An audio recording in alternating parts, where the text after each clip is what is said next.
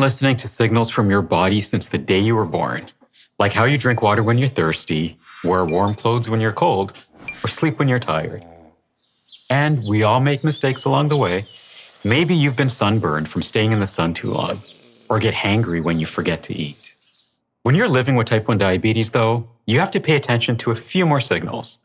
Understanding how and when the amount of glucose in your blood goes up and down, and how insulin plays a role in keeping your body running smoothly. Think of managing diabetes as a skill that you can learn, kind of like learning to drive a car. You have to start with the basics, how to accelerate and brake, use your turn signals, and change gears. But there are also a lot of unpredictable things about driving, like a reckless driver cutting you off, a snowstorm that makes it hard to see, or a big pothole that might blow out your tire. You're not going to be perfect at handling all these things right away. In fact, they can be downright annoying or scary. Nobody wants to pull over to the side of a road and change a flat. By gaining confidence in what you can do, like staying alert and steering your car, you can get past a lot of these different obstacles. In type 1 diabetes, there are two fundamental skills to steering your body. This isn't a perfect metaphor, but it can help to think of them like basic driving skills. The first skill is measuring your blood glucose regularly. This is like paying attention to your speed, the weather, or traffic while you're driving. Knowing how much glucose is in your system and what you're planning on doing in a day will help you make decisions about how you take care of yourself and prevent any huge surprises. The second is balancing your food intake and insulin doses. You need both in your system, just like you need gas and brake pedals to drive your car safely.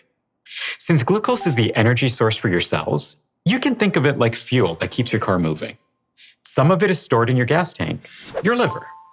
But you also need to stop at gas stations every so often, which is like eating. On the other hand, insulin is sort of like keeping a foot on the brake pedal to make small adjustments, or slow down when you're going downhill. Braking too hard could cause you to skid, but it would be really dangerous to drive without any brakes. Too much or too little insulin isn't great for your body either. And just like knowing what's down the road will help you plan out how much you want to accelerate or brake. Knowing whether you're going to run a half marathon or sit at a desk all day helps you plan your food and insulin.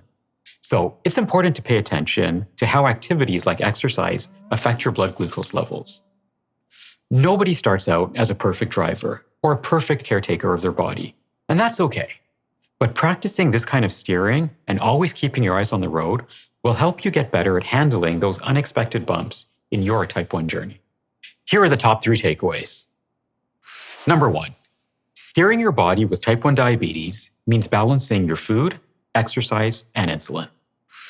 Number 2, avoid too high or too low insulin doses to keep your blood glucose levels from spiking or crashing dangerously. And number 3, monitoring your blood glucose levels can help you learn how different foods and exercise affect how much insulin you need. Thank you for watching. Hope you found this episode helpful.